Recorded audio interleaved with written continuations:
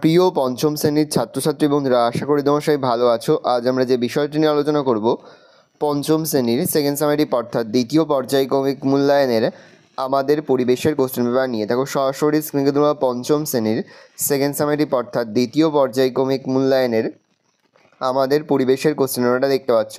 Full marks তোমাদের রয়েছে 30, আর সময় তোমাদের রয়েছে 1 ঘন্টা। একের দাগে রয়েছে সঠিক উত্তরটি নির্বাচন করো, যে কোনো 5টি প্রতিবষ্টের মান 1 করে 1 × 5 = 5। দামোদর যে নদীতে গিয়ে মিশেছে সেটি হলো দ্বারকেশ্বর, হুগলি, শিলাবতী, রূপনারায়ণ। উত্তর হবে হুগলি। মাটির পুতুলের জন্য কোন জেলা বিখ্যাত? নদিয়া, পুরুলিয়া, হাওড়া। উত্তর হবে নদিয়া।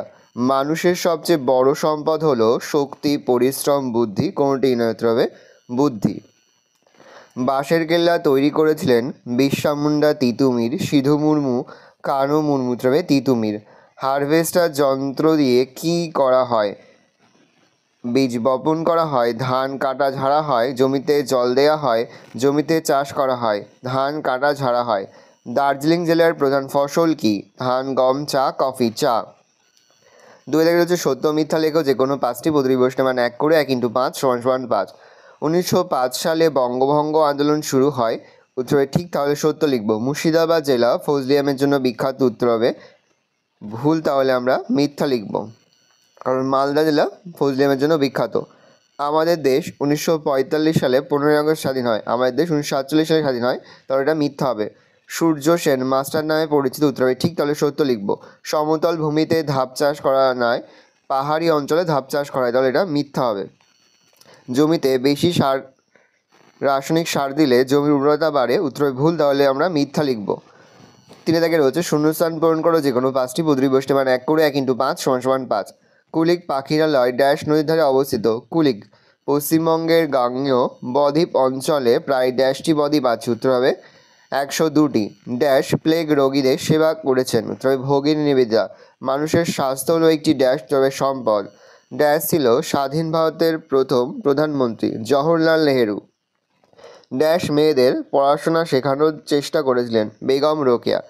একটি অর্থকারী পোকা হলো মৌমাছি।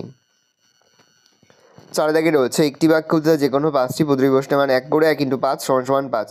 নিত্যবহ নদী কাকে বলে?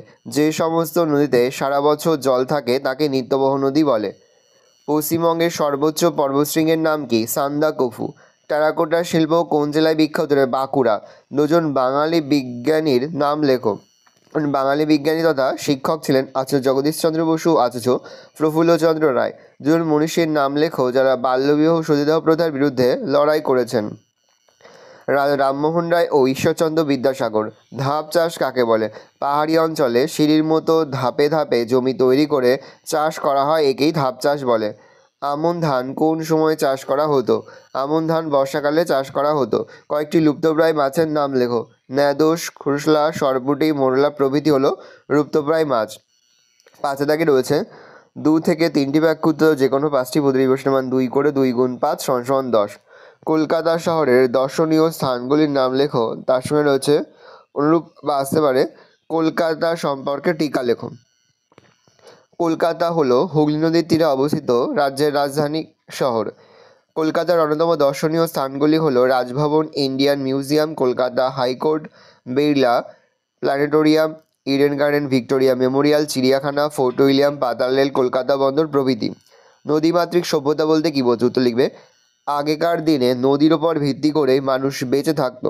নদী ছিল তাদের মায়ের মতো, তাই নদী তীরবর্তী অঞ্চলে মানুষের বসবাসের ফলে যে সভ্যতা গড়ে ওঠে সেটিই নদীমাতৃক সভ্যতা নামে পরিচিত। সমাজ সংস্কারে রামমোহন, বিদ্যাসাগর ও ডিরোজিওদের অবদান লেখো। আগেকার দিনে আমাদের সমাজে অনেক ভুল ধারণা প্রচলিত ছিল। বাড়িতে মেয়ে জন্মালে অনেকে দুঃখ পেত। মেয়েদের বেশি লেখাপড়া শিখতে দেওয়া হতো না। কম বয়সে মেয়েদের বিয়ে দেওয়া হতো। কখনো কখনো বর মারা গেলে বউকেও তার সঙ্গে পুড়িয়ে মারা হতো। এত সব অন্যায় অবিচার দেখে রামমোহন, বিদ্যাসাগর ও ডিরোজিওরা প্রতিবাদ করেন। অনেক লড়াই করে তারা এইসব অত্যাচার বন্ধ করেন। দেশের সমস্ত মানুষ যাতে লেখাপড়া শিখতে পারে তার ব্যবস্থাও করেন। তারা বই লেখেন, স্কুল বানান এবং সমাজকে নতুনভাবে গড়ে তোলেন। সাধারণতন্ত্র দিবস আমরা পালন করি কেন? সাধারণতন্ত্র মানে হলো সাধারণ মানুষই দেশ চালাবে, এখানে রাজার কোনো অস্তিত্ব থাকে না। আজ যে সাধারণ লোক পরে সেই ভোটে জিতে সরকারের প্রধান হতে পারে। 1950 সালের 26শে জানুয়ারি আমাদের স্বাধীন দেশটা আমরা কেমন চালাবো তারই এমন নিয়ম চালু হয়েছিল। সেই দিনটাকে স্মরণ করে আমরা প্রতি বছর 26শে জানুয়ারি তারিখটিকে সাধারণতন্ত্র দিবস হিসাবে পালন করি। ডিভিসির পুরো কথাটি লেখো, কেন ডিভিসি তৈরি করা হয়েছিল? ডিভিসির পুরো নাম হচ্ছে দামোদর ভ্যালি কর্পোরেশন। দামোদর নদের বন্যা নিয়ন্ত্রণ করার জন্য ডিভিসি সংস্থাটি গঠন করা হয়েছিল। ঠিক করা হয়েছিল পাহাড় থেকে দামোদর নদ দিয়ে গড়িয়ে আসা বর্ষার জল জমিয়ে রাখা হবে। পশ্চিমবঙ্গের সীমান্তের কাছেই অনেকগুলো জলাধার হবে, সেখানে জল আটকে রাখা হবে, তাতে বন্যা হতে পারবে না। পরে সেই জল অল্প অল্প করে ছাড়া হবে, যাতে সেই জল সারা বছর চাষের কাজে লাগে। লুপ্তপ্রায় মাছ রক্ষা করার দুটি উপায় লেখো। লুপ্ত প্রজাতির যেসব মাছ আছে, যেমন সরপুঁটি, মৌরলা, ন্যাদোস, কুরুশলা প্রভৃতি, সেই সমস্ত মাছের চাষ বেশি পরিমাণে করতে হবে। এই সব মাছ বেশি পরিমাণে বাজারে বিক্রি না করে কিছু সংখ্যক বিক্রি করা এবং অধিকাংশ পুকুরে রেখে মাছের সংখ্যা আরও বাড়ানোর ব্যবস্থা করতে হবে। সবুজ বিপ্লব বলতে কী বোঝো? 60-এর দশকে ভারতের চাষ করে বেশি ফসল ফলানোর জন্য নতুন বীজ, সার, কীটনাশক জমিতে ডিপ টিউবওয়েল বসানো ইত্যাদি ব্যবস্থা করা হয়। এর ফলে আমাদের দেশে চাল, গম ইত্যাদির উপাদান ভীষণ বেড়ে গেল। এই ঘটনায় সবুজ বিপ্লব নামে পরিচিত। প্রশ্ন, বেশি রাসায়নিক সার কীটনাশক ব্যবহার করলে কী কী ক্ষতি হয়? রাসায়নিক সার জমিতে বেশি দিলে প্রথমে ফসল উৎপাদন বাড়লেও পরে জমির উর্বরতা কমে গিয়ে চাষের ক্ষতি হয়। আর কীটনাশক বেশি ব্যবহার করলে মৌমাছি প্রজাপতির মতো জমির বন্ধু পোকারা মারা পড়ে। এছাড়া ফসলে মেশা বিষ খাদ্যের মাধ্যমে শরীরের ক্ষতি করে। গঙ্গা নদীর গতিপথ আলোচনা করো। উত্তরাখণ্ড রাজ্যের গঙ্গোত্রী হ্রদের গোমুখ গুহা থেকে গঙ্গা বয়ে চলা শুরু করেছে। এরপর উত্তরপ্রদেশ, বিহারের মধ্যে দিয়ে বয়ে এসে পশ্চিমবঙ্গের মুর্শিদাবাদ জেলায় ঢুকেছে এবং দুভাগে ভাগ হয়েছে। বেশি চওড়া অংশটা পদ্মা নাম নিয়ে বাংলাদেশে ঢুকেছে, আর অন্য অংশটা পশ্চিমবঙ্গের ভেতর দিয়ে বয়ে গেছে। এর নাম ভাগীরথী। হুগলি জেলার হুগলি, ডায়মন্ড হাবড়া, হলদিয়া পেরিয়ে ভাগীরথী বা ভাগীরথী হুগলি বঙ্গোপসাগরে পড়েছে।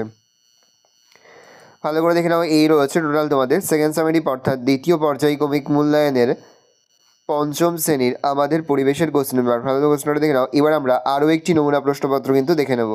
সরাসরি স্ক্রিনে পঞ্চম শ্রেণীর সেকেন্ড সামেটিভ অর্থাৎ দ্বিতীয় পর্যায়ক্রমিক মূল্যায়নের আমাদের পরিবেশের আরও একটি নমুনা প্রশ্নপত্র দেখতে পাচ্ছ। দেখো, একে দাগে রয়েছে সঠিক উত্তর বেছে নিয়ে লেখো যে কোনো 5টি প্রতিপ্রশ্নের মান 1 করে 1 × 5 = 5। টেরাকোটার কাজ হয় দীঘা, বিষ্ণুপুরে, পুরুলিয়ায়। উত্তর হবে বিষ্ণুপুরে। গান্ধী বুড়ি বলা হয় মাতঙ্গিনী হাজরাকে, কল্পনা দত্তকে, প্রীতিলতা ওয়েদেদারকে। মাতঙ্গিনী হাজরাকে। আঁশ নেই এমন একটি মাছ হলো ইলিশ, মৌরলা, শিঙি। একটি ম্যানগ্রোভ জাতীয় উদ্ভিদ হলো বট, সুন্দরী, জবা। সুন্দরী। পশ্চিমবঙ্গের সবচেয়ে উঁচু পর্বতশৃঙ্গের নাম সান্দাকফু, বক্সা জয়ন্তী, অযোধ্যা। সান্দাকফু। বেলে মাটি, এঁটেল মাটি, দোআঁশ মাটিতে বালি ও কাদার ভাগ সমান থাকে। দোআঁশ মাটি।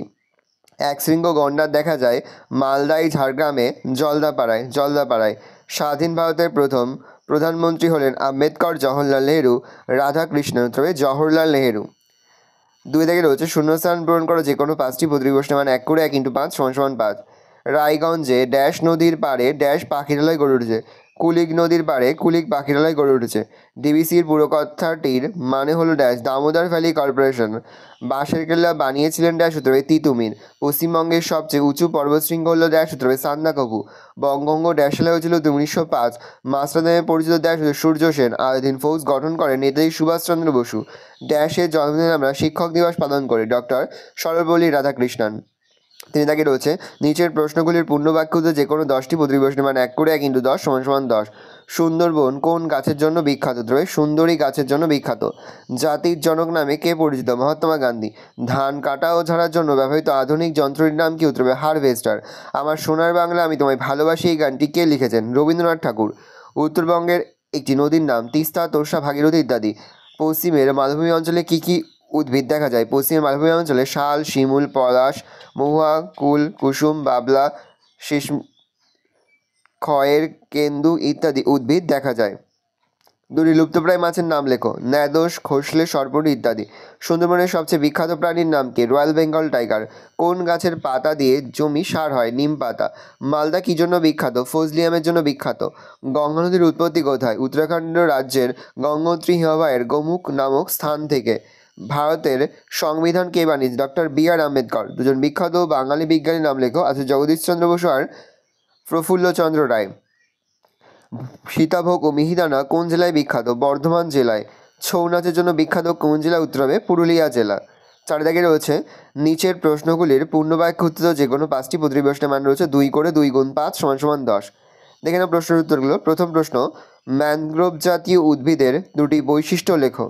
দেখে নাও, আমি আস্তে স্ক্রল ডাউন করে তোমরা কিন্তু অবশ্যই ভিডিওটি থামিয়ে বা স্ক্রিনশট নিয়ে কিন্তু সম্পূর্ণ উত্তরের খাতে নোট ডাউন করবে। পরের প্রশ্ন, লুপ্তপ্রায় মাছ কাকে বলে? লুপ্তপ্রায় মাছ সংরক্ষণের উপায়গুলি লেখো। পরের প্রশ্ন, সবুজ বিপ্লব কাকে বলে? পরের প্রশ্ন, নদীমাতৃক সভ্যতা কাকে বলে? তার সঙ্গে রয়েছে বিরসা মুন্ডা কী জন্য বিখ্যাত? পরের প্রশ্ন, নিত্যবহ নদী কাকে বলে? উদাহরণ দাও। পরের প্রশ্ন, সাধারণতন্ত্র দিবস আমরা কেন পালন করি? পরের প্রশ্ন, ঠেসমূল ও শ্বাসমূল কাকে বলে? পরের প্রশ্ন, পশ্চিমবঙ্গের রাঢ় অঞ্চলের বর্ণনা দাও। পরের প্রশ্ন, সুন্দরবন অঞ্চলে কী কী জীবজন্তু দেখা যায়? তার সাথে সুন্দরবন অঞ্চলে মানুষের জীবিকা আলোচনা করো। পরের প্রশ্ন, ভারতবর্ষের দুজন স্মরণীয় ব্যক্তি সম্বন্ধে লেখো।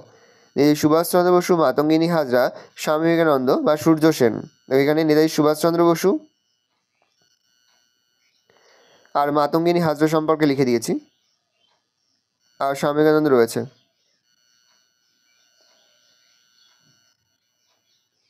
তারপর দেখে নাও, শেষে রয়েছে মাস্টারদা সূর্য সেন।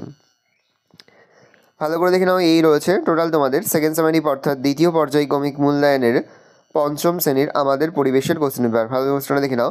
আশা করি ভিডিওটা ভালো লেগেছে। ভিডিওটা ভালো লাগলে ভিডিওকে লাইক করে দেবেন। আমার চ্যানেল নতুন হওয়া লাল কালার সাবস্ক্রাইব প্রেস করে পাশে বেল আইকন প্রেস করে যখন নতুন করে ভিডিও আপলোড করি সবার ফার্স্ট নোটিফিকেশন তোমরা পেয়ে যাও। আর এই ভিডিওটি তোমার বন্ধু বান্ধবী আত্মীয়স্বজন সবার মধ্যে কিন্তু অনেক অনেক শেয়ার করে যারা বছর 5ম শ্রেণীতে পড়ছে। আমরা কিন্তু ইতিমধ্যে 5ম শ্রেণীর প্রতিটি বিষয়ের সিলেবাস, প্রশ্নহার এবং নমুনা প্রশ্নপত্র কিন্তু আপলোড করে দেয় এখনও পর্যন্ত। সেই ভিডিওগুলো না দেখে থাকো, ভিডিওগুলো কিন্তু তাড়াতাড়ি দেখে নাও। তোমাদের সকলকে জানাই আগাম পরীক্ষার অনেক অনেক শুভেচ্ছা এবং অভিনন্দন। আশা করি সকলের পরীক্ষায় খুব ভালো হবে। কোনো প্রশ্নের উত্তর লিখতে বা বুঝতে যদি কোনো রকম অসুবিধা হয় তাহলে কিন্তু নির্দ্বিধায় কমেন্ট সেকশনে কমেন্ট করে জানাতে একদমই ভুলবে না। ভালো করে দেখে নাও। আশা করা যায় প্রতি বছর নয় এবছরও তোমরা আমাদের সাজেশন অংশ থেকেই সমস্ত প্রশ্নই কিন্তু কমন পেয়ে যাবে। সেহেতু প্রতিনিয়ত যে অধ্যায়ভিত্তিক সাজেশনগুলো আমরা তোমাদের কাছে তুলে ধরছি সেই প্রশ্ন উত্তরগুলো কিন্তু অবশ্যই তোমাদের খাতা লিখে তোমরা কিন্তু মুখস্থ করে ফেলো।